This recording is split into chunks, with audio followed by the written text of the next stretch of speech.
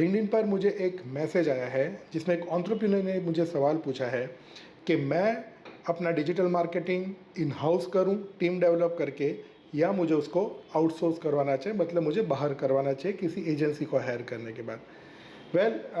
दोस्तों, ये अगेन एक बहुत ही कॉमन क्वेश्चन होता है, बहुत सारे एंटरप्रेन्योर्स के दिमाग में आता है।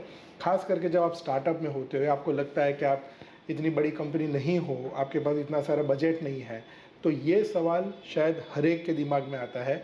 इसके पहले मैंने इसी एक टॉपिक के ऊपर ब्लॉग भी लिखा था, तो बार बार ये क्वेश्चन पूछा जाता है, तो आज वापस मुझे लिंक्डइन पर पूछा गया है, तो मुझे लगा कि इसके ऊपर मुझे आपसे थोड़ा एक डिस्कशन कर लेना चाहिए। ये सवाल का जवाब समझने के लिए पहले तो ये समझना कि डिजिटल मार्केटिंग में एग्जैक्टली आप करवाना क्या चाहते हो। तो आप भी बहुत सारी ओपनिंग्स देखते हैं, मैं भी कई दिन बार बार ओपनिंग्स देखता रहता हूँ। ये डिजिटल मार्केटिंग के लिए कुछ लोग चाहिए। जब आप उसके जॉब डिस्क्रिप्शन को पढ़ते हैं तो वहाँ पर पता चलता है कि एक ही इंसान के पास वो दुनिया भर का काम करवाना चाहते हैं। मतलब आप ये समझिए कि एक ही एम्प्लॉय होगा जो सब कुछ करेगा। मतलब वो सोशल मीडिया पे भी जाएगा, वो एसईओ भी करेगा, ऐड कैंपेन भी रन करेगा, वो डिज़ाइंस भी बनाएगा, कंटेंट भी लिखेगा, कैंपेन भी प्लान करेगा, स्ट्रेटेजीज भी बनाएगा, एग्जीक्यूशन भी करेगा, रिजल्ट भी जनरेट करेगा।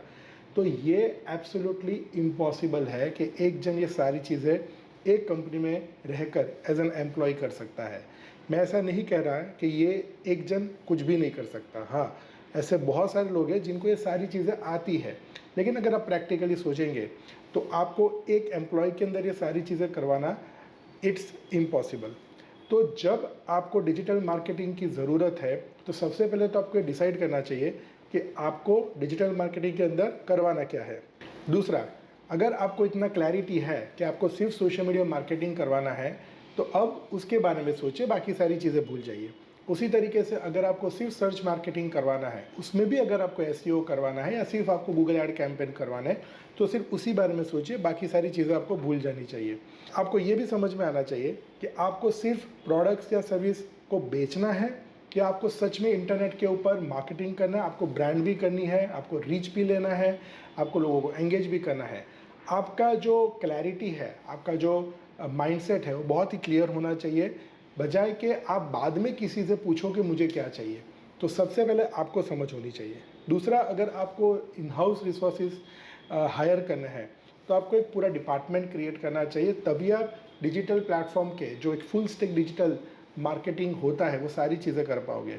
तो आपको रिक्रूटमेंट करना पड़ेगा, जिसके अंदर आपको ऐसे लोग चाहिए जो आपको एसईओ करके दे, आपको सोशल मीडिया मार्केटिंग के स्ट्रेटेजिस्ट चाहिए, आपको कंटेंट क्रिएट करने के लिए कंटेंट स्ट्रेटेजिस्ट चाहिए, कंटेंट इल्यूस्ट्रेट करने के लिए एक इल्यूस्ट्रेटर चाहिए, उसको क्रिएट करने के लिए आपको डिज़ाइनर चाहिए, और उसके साथ साथ वीडियो एडिटर और वीडियो मेकर की जो टीम होती है वो आपको चाहिए। आपको कॉपी राइटिंग के लिए राइटर चाहिए। अगर आप थोड़ा वेबसाइट की ओर जाएंगे तो आपको वहाँ पे टेक्निकल पर्सन चाहिए जो आपका वेबसाइट मैनेज भी कर सकता है, साथ में आपके एसईओ की टेक्निकल एस्पेक्ट को भी फुलफिल कर सकता है। आपको ऐड कैंपेन रन करने के लिए आपको ऐसे लोग चाहिए जिसको थोड़ा बहुत परफॉर्मेंस मार्केटिंग समझ में आता हो। प्लस इन सब के ऊपर आपको एक हेड चाहिए जो इन सब को कंट्रोल करे, मैनेज करे, और एक होलिस्टिक अप्रोच से आपका डिजिटल कंप्लीट करे। इसके साथ साथ आप खुद, क्योंकि बिजनेस आपका है, तो आपको भी बहुत उसका नॉलेज होना ज़रूरी है। आप किसी के भरोसे पूरा डिजिटल मार्केटिंग नहीं रख सकते। तो ये आपको समझना है कि अगर आप इन हाउस करना चाहते हो तो आपको बेसिकली एक पूरी टीम खड़ी करनी पड़ती है। अब उसका आपके सिटी के अंदर, जैसे मुझे ये सवाल फरीदाबाद से आया, तो वो उनको लिए भी है, या आप अपने अपने सिटी के अंदर देखिए कि क्या सैलरी रहती है और आप अल्टीमेटली पूरे महीने में कितनी सैलरी देते हो। उसके अलावा अगर आप इसको आउटसोर्स करना चाहते हो तो आपको शायद कंपैरेटिवली सस्ता पड़ेगा, क्योंकि जब एक एजेंसी डिजिटल मार्केटिंग करती है तो वो आपके प्रोजेक्ट के ऊपर काम करती है, कुछ स्कोप ऑफ वर्क डिफाइंड होते हैं जिसके ऊपर काम करते हैं, और इसका मतलब आपको किसी को 8-8 घंटे के जो सैलरी देनी होती है उससे आप बच जाओगे, और आप अपने स्कोप ऑफ वर्क के लिए काम करते हो। प्लस जो एजेंसी आप हायर करते हो, ये आप मान सकते हो कि ये उनका काम है, ये उनका प्रोफेशन है, तो प्रोफेशनली वो आपके प्रोजेक्ट को मैनेज करते हैं, और आपको एक क्लाइंट के तौर पर उनसे मिलकर, rather than a client only, आपको एक स्टेक होल्डर के तौर पर उनसे मिलकर काम करना चाहिए।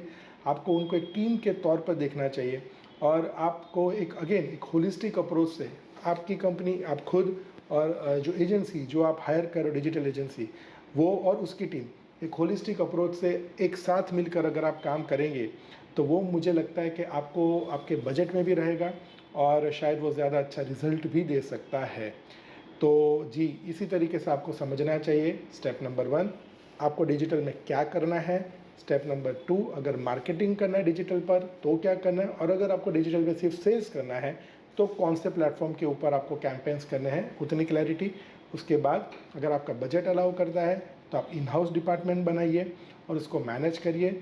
अगर आपको लगता है कि इन हाउस डिपार्टमेंट बनाने में बहुत ज़्यादा सैलरी जाती है और शायद आपके पास इतना काम नहीं होगा देने के लिए, तो ये बेटर है कि आप उसको आउटसोर्स करवाइए। आप एजेंसी के साथ मिलिए, एजेंसी के साथ भी जब डिस्कशन करते हो तो ये आपकी क्लैरिटी बहुत होनी चाहिए कि आप क्या करवाना चाहते हो। At the end of the day ये आपका बिजनेस है। अगर आप एजेंसी को हायर करके भी आप डू एज डायरेक्टेड मूड में काम करेंगे, मतलब मैं जो कहूँ वही तुम करो, और उसके बाद 1 महीने के बाद, 2 महीने के बाद, 3 महीने के बाद आप उनसे कहें कि मुझे आप बताइए कि आपने क्या किया, तो आप वापस वही गलती कर रहे हैं जो शायद इन हाउस डिपार्टमेंट के साथ भी कर सकते थे। तो मैं यहाँ पे मानता हूँ जिन्होंने मुझे ये सवाल पूछा है कि आपको खुद का आपका जो क्लैरिटी है माइंड का वो रखना बहुत ज़रूरी है और उसी के अकॉर्डिंग आपको डिसीजन लेना चाहिए। तो गाइस, अगर आपके पास भी ऐसे कोई भी प्रश्न है, कोई भी आपको क्वेरी है, अगर आपको मार्केटिंग के बारे में पूछना है, मैनेजमेंट के बारे में, एंटरप्रेन्योरशिप के बारे में, या और भी बिजनेस से जुड़ी किसी भी चीज़ के बारे में अगर आपको कोई भी आपके दिमाग में क्वेश्चन है, तो आप मुझे #AskBhautik हैशटैग के साथ मुझे क्वेश्चन रख सकते हो। आप मुझे किसी सोशल मीडिया के ऊपर भी डीएम कर सकते हो, और मैं ऐसे क्वेश्चंस लेता हूँ जो मुझे लगता है जनरल होते हैं और बहुत से लोगों को वही क्वेश्चंस दिमाग में आते रहते हैं। ऐसे क्वेश्चंस को मैं प्रायोरिटी देता हूँ। तो आप मुझे क्वेश्चन भेज सकते हैं। आगे कोई भी एक आध वीडियो के अंदर मैं आपका सवाल ज़रूर लूँगा। Thank you so much.